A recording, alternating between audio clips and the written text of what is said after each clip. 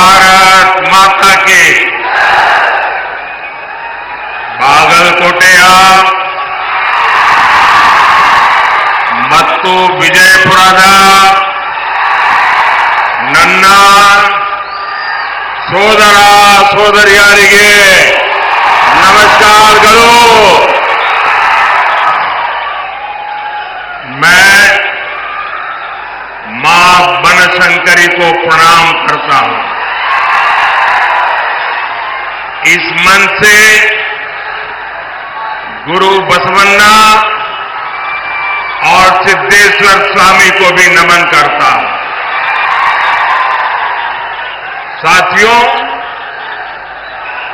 आज सुबह ही हमें एक दुखद खबर मिली है। संसद में मेरे साथी बीजेपी के वरिष्ठ नेता और सामाजिक न्याय के अग्रणी सिपाही श्रीनिवास प्रसाद जी अब हमारे बीच नहीं रहे। श्रीनिवास प्रसाद जी कर्नाटका की चामराजनगर के सांसद थे। श्रीनिवास जी जमीन से जुड़े नेता थे, सच्चे अर्थ में जननेता थे। अपने इतने दशकों के सामाजिक जीवन में उन्होंने हर क्षण गरीबों, शोषितों, वंचितों की सेवा की। उन्होंने केंद्र और राज्य सरकार में कई अहम मंत्रालयों को भी दायित्व संभाला था। दलित वर्ग के सामाजिक उत्थान के लिए उन्होंने जो प्रयास किए, उन्हें हमेशा याद किया जाएगा। ईश्वर उन्हें सद्गति दे। उनके परिवार और समर्थकों के साथ मेरी संवेदनाएं हैं। साथियों, 2024 का चुनाव भारत का भविष्य तय करेगा। ये चुनाव विकसित भारत के संकल्प का चुनाव है। ये चुनाव आत्मनिर्भर भारत की सिद्धि का चुनाव है। हमारा संकल्प है कि नेक्स्ट कुछ ईयर्स में, आने वाले कुछ सालों में भारत विश्व की टॉप 3 इकोनॉमी बने। आप मुझे बताइए कि भारत को दुनिया की तीसरी बड़ी आर्थिक शक्ति कौन बनाएगा? कौन बनाएगा? कौन बनाएगा? कौन बनाएगा?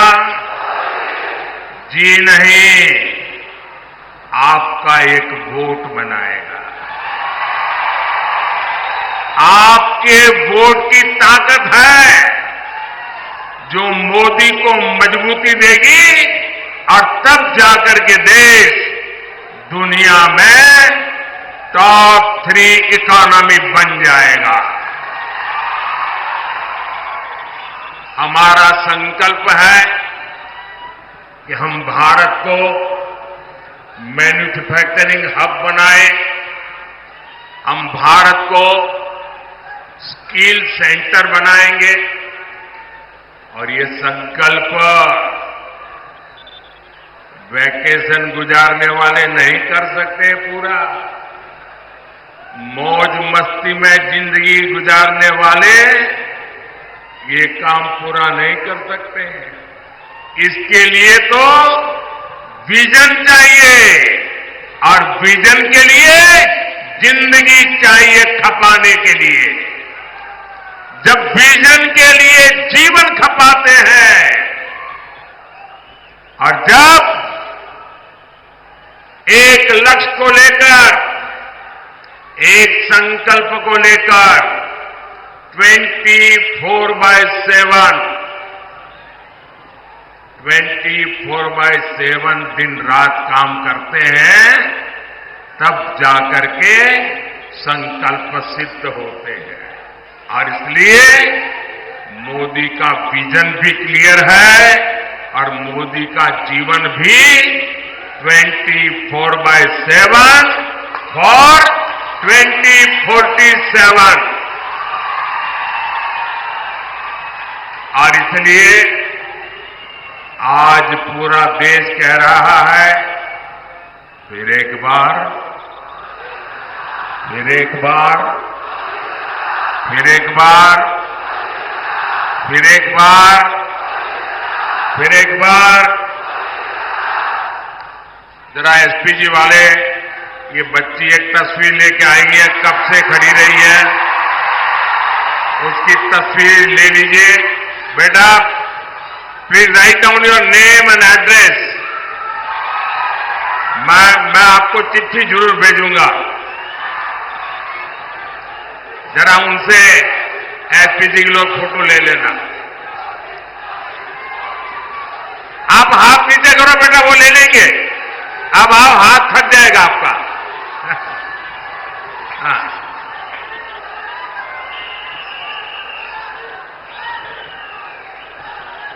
अरे बाबा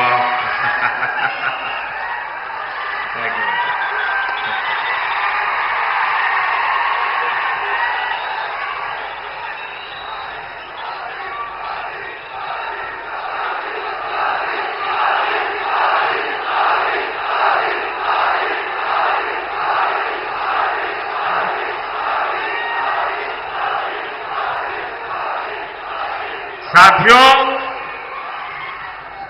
जिस कांग्रेस का एकमात्र काम सरकार में रहते हुए देश को लूटना है, उसे क्या आप इतने बड़े देश की जिम्मेवारी दे सकते हैं? मेरा सवाल अगर आप समझ सकें तो जवाब देना। जवाब देंगे? जवाब देंगे? आप मुझे बताइए, जिस कांग्रेस का इतिहास देश को लूटने का रहा है, क्या ऐसी कांग्रेस के हाथ में अब हम इतना बड़ा देश दे सकते हैं क्या? कांग्रेस के हाथ में देश दे सकते हैं क्या? कांग्रेस ने 60 साल के अपने शासन में जो उनकी पहचान बनी है, वो उनके पापों के कारण बनी है।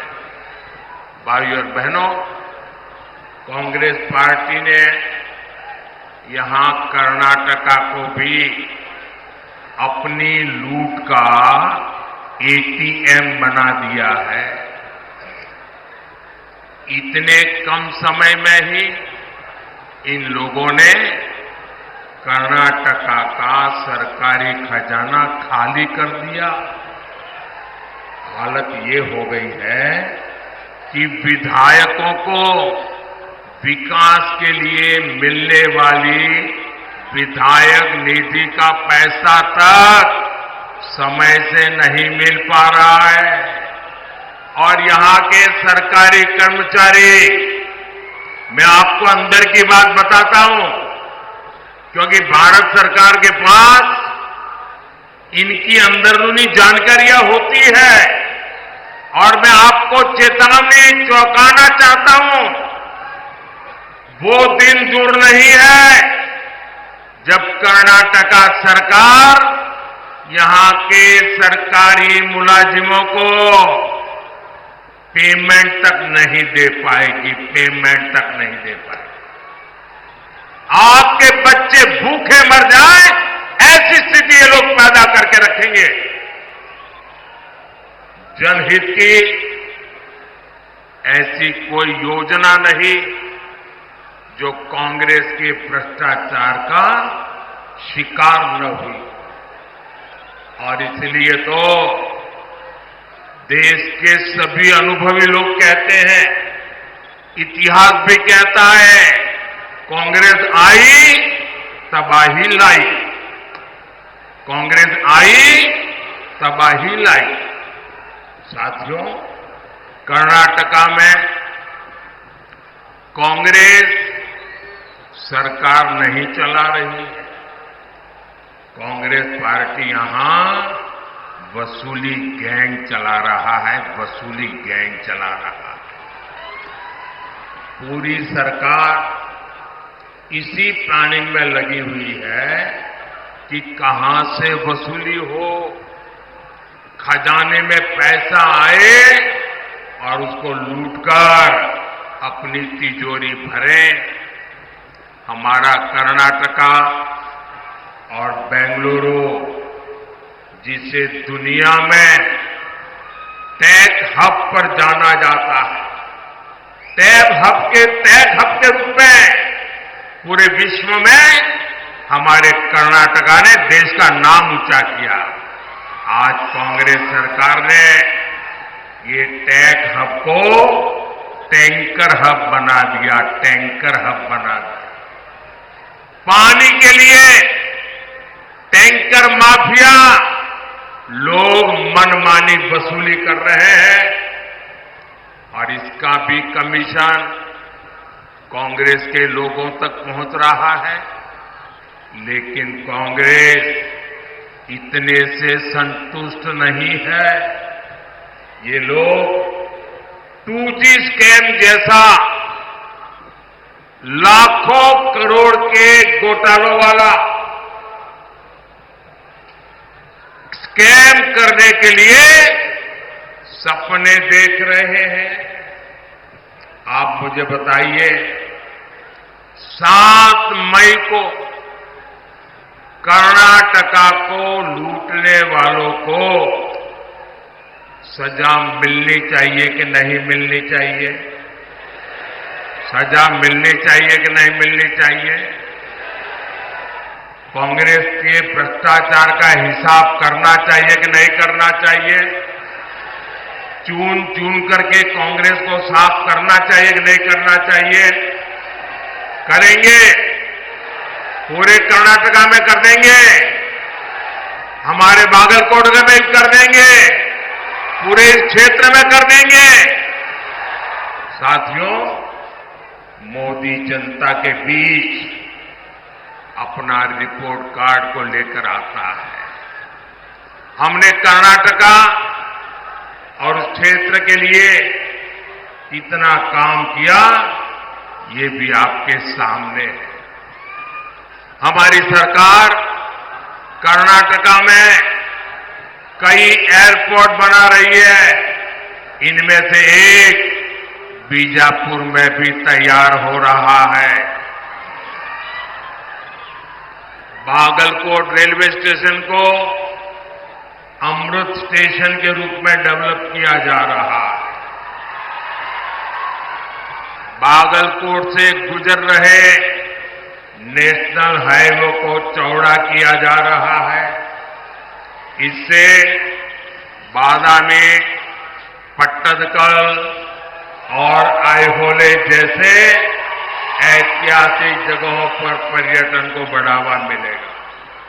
साथियों, पिछले 10 वर्षों में मोदी ने उस वर्ग की चिंता की है जिसे कांग्रेस ने बदहाली का जीवन जीने पर मजबूर कर दिया था। आज ये लोग बयान देते हैं और पता नहीं क्या क्या बोल रहे हैं। ये कहते हैं एक झटके में गरीबी हटा देंगे। अरे 60 साल हो गए, तुम कुछ नहीं कर पाए यार, क्यों ऐसे दावे मार रहे हो? सर, इनकी कई पीढ़ियां इस बात का गवाह है कि वंचित वर्ग के लिए इनकी मानसिकता क्या रही। करोड़ों परिवार इस देश में जीवन की मूलभूत जरूरतों से वंचित थे। उनके दुख, उनकी तकलीफ से कांग्रेस और उनके साथियों का कोई वास्ता नहीं था। आप कल्पना कर सकते हैं, मोदी के आने के पहले हमारे देश में 18,000 विलेज ऐसे थे जहां बिजली का खंभा भी नहीं पहुंचा था। 18,000 गांव। आप सोचिए, 21वीं सदी में 18,000 विलेज, करोड़ों लोग अंधेरे में जिंदगी गुजारते थे। रात होते ही गांव में सन्नाटा पसर जाता था, जानवरों का खतरा रहता था। कितनी पीढ़ियों तक बच्चों को पढ़ाई के लिए रोशनी तक नहीं मिली। लेकिन जब मोदी को आपने अवसर दिया तो गांव तक बिजली पहुंचाने का समय सीमा में संकल्प लिया, पूरा कर दिया। और उस समय ये लोग मजाक बनाते थे कि पहाड़, रेगिस्तान, जंगल हर जगह से गुजरकर गांव-गांव बिजली पहुंच कैसे सकती है। लेकिन आज देश का ऐसा कोई गांव नहीं जहां बिजली न पहुंचे। इसी तरह हमने पानी की समस्या के समाधान के लिए जल जीवन मिशन शुरू किया। जल जीवन मिशन की शुरुआत से पहले देश में केवल 16% घरों में, 16% घरों में नल से जल का कनेक्शन था। 16%। आजादी के इतने सालों के बाद भी सिर्फ 16%। मोदी ने 5 इयर्स में 75% से ज्यादा घरों तक पानी पहुंचा दिया। 70 ईयर केवल 3 करोड़ कनेक्शन और 5 ईयर में 11 करोड़ कनेक्शन। ये काम मोदी करता है। क्या ये काम मोदी के आने पहले हो नहीं सकता था क्या? वही सरकार, वही नियम, वही फाइलें, वही दफ्तर, ये आप नहीं कर सकते थे, मोदी ने करके दिखाया। और इसलिए भाइयों बहनों, आपको तय करना है कि देश कैसे लोगों के हाथ में देना है। भाइयों बहनों, काम हो सकता था। जब कांग्रेस को गरीब की, वंचित की रत्ती पर थोड़ी सी भी चिंता होती, लेकिन कांग्रेस को कभी गरीब की, वंचित की, दलित की, पिछड़ों की उनको परवाह ही नहीं थी।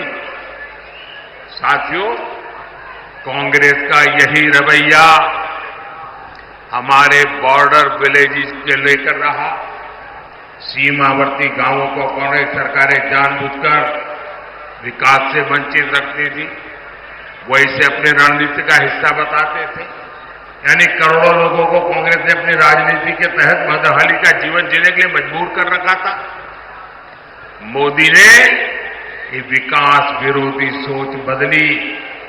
हमने सीमा पर बसे गांवों को आखिरी नहीं, देश का पहला गांव कहना और उसको उस प्रकार से ट्रीट करने का निर्णय किया। आज विकास देश के हर पहले गांव तक पहुंच रहा है। भाइयों और बहनों, कांग्रेस की विकास विरोधी मानसिकता का बड़ा बोझ हमारे एससी, एसटी समाज भी को उठाना पड़ा। एससी, एसटी समाज के लोग विकास से सबसे दूर थे। हमने आज पीएम आवास योजना के तहत 4 करोड़ लोगों को पक्के मकान दिए। 55 करोड़ गरीबों के पहली बार बैंक में खाते खुल गए। उज्ज्वला योजना के तहत करोड़ों माताओं बहनों को मुफ्त गैस सिलेंडर मिले। उन्हें धुएं से आजादी मिली। इनमें से सबसे बड़ी संख्या एससी, एसटी, ओबीसी समाज के लोगों की है। आज शिक्षा से लेकर रोजगार तक सरकार की योजना का बहुत बड़ा लाभ इस वर्ग को मिल रहा है। साथियों, बीजेपी कर्नाटका के विकास में अपनी पूरी ऊर्जा लगाती है, लेकिन कांग्रेस हमारी योजनाओं को रोकने में पूरी ताकत लगाती है। हमने बागलकोट की इलकल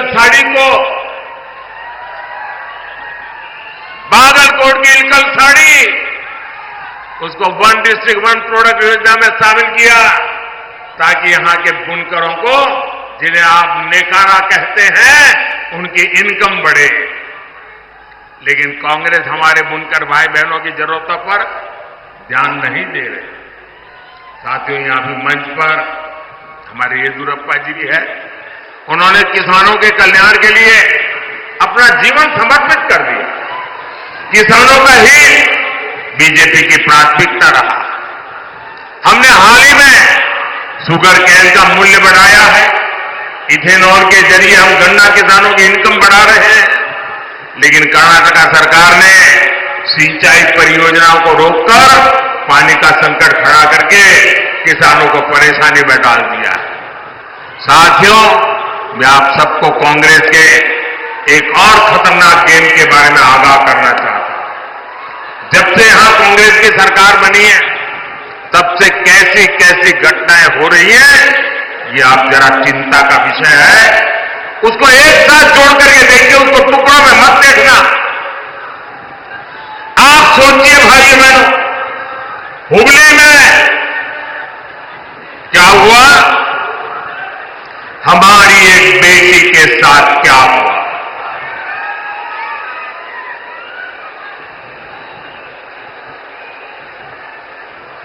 जहां शिक्षा का दाम है, हुगली में एक बेटी को एक के बाद एक चाकू के घाव मार दिए जाए, वो दृश्य देखकर हर किसी का दिल दहल गया। लेकिन यहां की पूरी सरकार वोट बैंक को बचाने के लिए बेटी के सम्मान पर ही हमला करने में जुट गई। तुष्टीकरण के लिए कांग्रेस किसी भी हद को पार कर सकती है। साथियों, कर्नाटका में कट्टरपंथी ताकतें बेलगाम हुई है। कोई दुकानदार अपनी दुकान के भीतर हनुमान चालीसा सुनता है तो उस पर हमला हो जाता है। राजधानी बेंगलुरु तक में दिन दहाड़े आतंकी हमला होता है, बम फूटता है, और सरकार पहले क्या बोलती है, कहती है गैस का सिलेंडर फटा है। ये गैस का सिलेंडर फटा है कि तुम्हारा दिमाग फटा है। बाद में कहते हैं ये बिजनेस राइवलरी थी। भाइयों बहनों, ये नॉर्मल क्राइम की घटनाएं नहीं है। ये आतंकवाद की, कट्टरतावाद की मानसिकता है, और कांग्रेस सिर्फ वोट पाने के लिए इस मेंटालिटी को प्रोटेक्ट कर रही है, प्रमोट कर रही है। साथियों, कांग्रेस की वोट बैंक की राजनीति के चलते अब देश में एससी एसटी के अधिकार भी सुरक्षित नहीं है। एक और बीजेपी सरकार ने कर्नाटका में तलवारा समुदाय को एसटी का दर्जा दिया था। कर्नाटका में 3 लाख से ज्यादा परिवारों को हक्कू पत्र दिए गए, लेकिन कर्नाटका में कांग्रेस ने संविधान बदलने, एससी एसटी ओबीसी का हक छीनने का अभियान शुरू किया है। हमारा संविधान धर्म के आधार पर रिजर्वेशन की बात नकारता है, नहीं स्वीकारता है। लेकिन कर्नाटका की सरकार ने ओबीसी रिजर्वेशन का हिस्सा मुस्लिमों को दे दिया है। ये इतने से भी नहीं मानेंगे, इन्होंने पहले भी अपने मैनिफेस्टो में धर्म के आधार पर रिजर्वेशन देने के लिए कानून बनाने की बात कही। इस बार भी इनके मैनिफेस्टो में ऐसे ही सिग्नल है और मैं देख के मेरे दलित भाई बहनों को, मेरे एसटी भाई बहनों को, मेरे ओबीसी भाई बहनों को, मैं आपको कांग्रेस के मंसूबों से चेतने की जरूरत समझिए। ये लोग धर्म के आधार पर अपने वोट बैंक को सुरक्षित रखने के लिए वो आपके अधिकार जो बाबा साहब आंबेडकर ने दिए हैं, जो भारत के संविधान ने दिए हैं, उस पर लूट चलाने की ताक में बैठे हैं। उनको लगता है कि आज पार्लियामेंट में सबसे ज्यादा एससी एमपी बीजेपी के हैं, सबसे ज्यादा एसटी एमपी बीजेपी के हैं, सबसे ज्यादा ओबीसी एमपी बीजेपी के हैं और इसलिए उनको लगता है अब एससी एसटी ओबीसी तो बीजेपी का हो गया और अब माइनॉरिटी के ऊपर भरोसा करने के लिए एससी एसटी ओबीसी का लूटो, माइनॉरिटी को दे दो। क्या आप ये चलने देंगे? क्या ये स्वीकार करेंगे क्या?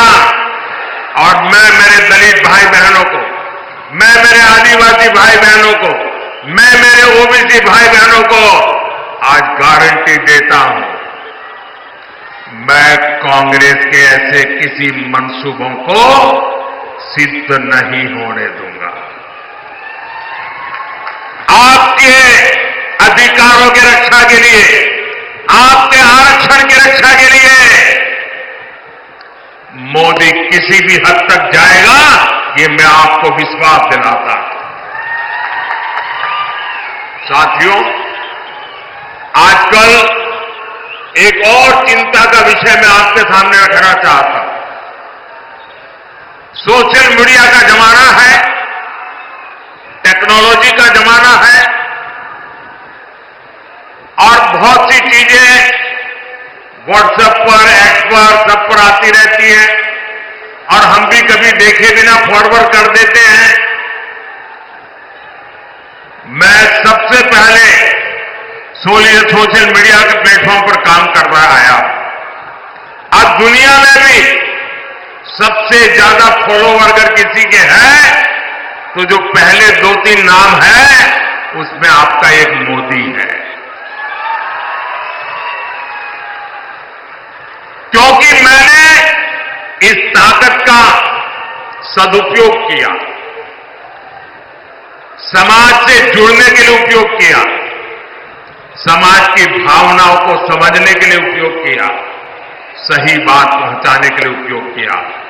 लेकिन जो लोग चुनाव हार चुके हैं, मैदान खो चुके हैं, ये लोग इन दिनों टेक्नोलॉजी का उपयोग करके फेक वीडियो बना रहे हैं, आर्टिफिशियल इंटेलिजेंस का दुरुपयोग करते हुए मेरी आवाज में ऐसी भद्दी चीजें आजकल सोशल मीडिया में डाल रहे हैं कि बहुत बड़ा खतरा पैदा हो रहा है। और इसलिए मेरी देशवासियों की अपील है कि कोई भी फेक वीडियो आपको नजर आए, आप पुलिस को जानकारी दो, हमारी पार्टी को जानकारी दो, कानूनी लोगों पर कार्रवाई होगी और उनको सबक सिखाया जाएगा। ये देश का कानून किसी के साथ भी प्रकार के खेल खेलने की इजाजत नहीं देता है। मध्य प्रदेश में चुनाव था, अमिताभ बच्चन की आवाज में उन्होंने ऐसी खबरें चलाई, आखिरकार अमिताभ बच्चन को एक एफआईआर करना पड़ा, वो लोग सारे पकड़े गए। ये खेल बहुत बढ़ाया इन लोगों ने, हताशा और निराशा में। और इसलिए मेरे भाइयों बहनों, हमें जागरूक रहने की जरूरत है। ये कोई भी फेक चीज आए उस पर भरोसा मत करना। दूसरी एक बात,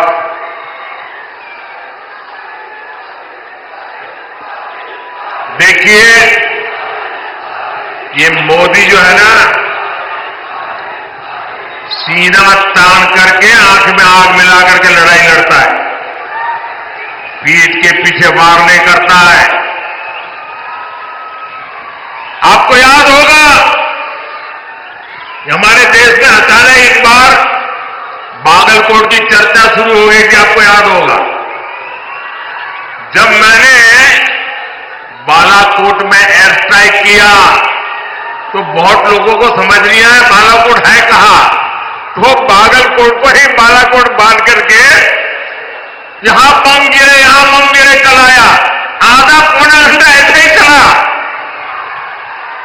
भाइयों बहनों, मैंने बालाकोट पर एयर स्ट्राइक किया, चोरी छुपे के नहीं किया। एयर स्ट्राइक कर करके प्रेस कॉन्फ्रेंस करके बताया कि आज हमने ऐसा ऐसा किया है और दुश्मन का इतना इतना नुकसान किया है। इतना ही नहीं, जब हमने एयर स्ट्राइक किया तो मैंने प्रेस को बुला के रखा था और फौज के लोगों को कहा था कि 11 बजे प्रेस को बताना है। लेकिन मैंने कहा कि उसके पहले मैं पाकिस्तान को टेलीफोन करके सूचना दूंगा कि आज हमने रात को एयर स्ट्राइक की है, तुम्हारे इतने लोगों को मारा, इतनी तबाही की है, उसको बता दूंगा, छुपाऊंगा नहीं। लेकिन पाकिस्तान वाले टेलीफोन पर ही नहीं आते थे, तो मैंने कहा इंतजार करो। हमारे फौज का लोग इंतजार करते थे। करीब 12 बजे बात हुई, उसके बाद मैंने दुनिया को बताया कि मैंने रात को एयर स्ट्राइक किया है और पाकिस्तान के छक्के छुड़वा दिए हैं। भाइयों बहनों, ये मोदी छुपाता नहीं है, न मोदी छिप करके बाहर करता है, जो भी करता है सामने से करता है, देश के लिए करता है। और आज भी जो लोग मेरे देश के निर्दोष नागरिकों को मारने की हरकत करेंगे, ये नया भारत है, घर में घुस करके मारेगा। साथियों, 7 मई को आपका वोट बैंक की राजनीति करने वालों को जवाब देगा। आपका वोट विकसित कर्नाटका, विकसित भारत की गारंटी बनेगा। मेरा अनुरोध है, बागलकोट से मेरे अनन्य साथी पीसी गड्डीगौड़ जी और बीजापुर से हमारे वरिष्ठ साथी रमेश जिनागी जी को विशाल बहुमत से विजयी बनाइए। आप यहां अपने परिवार में अपने परिचितों से कहिएगा कि मोदी जी आए थे, मोदी जी ने आपको प्रणाम कहा है, हर घर में मेरा प्रणाम पहुंचा देना। मेरे साथ बोलिए, भारत माता की, भारत माता की, भारत माता की। बहुत बहुत धन्यवाद।